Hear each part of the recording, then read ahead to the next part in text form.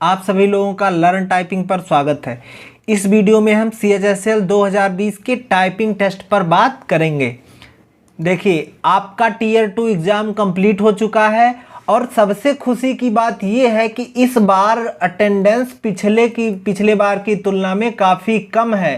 पिछली बार जो अटेंडेंस थी लगभग 83% थी, इस बार 74% ही है। और कट ऑफ भी आपको पता है इस बार का कितना है, 141। पिछली बार 159 था।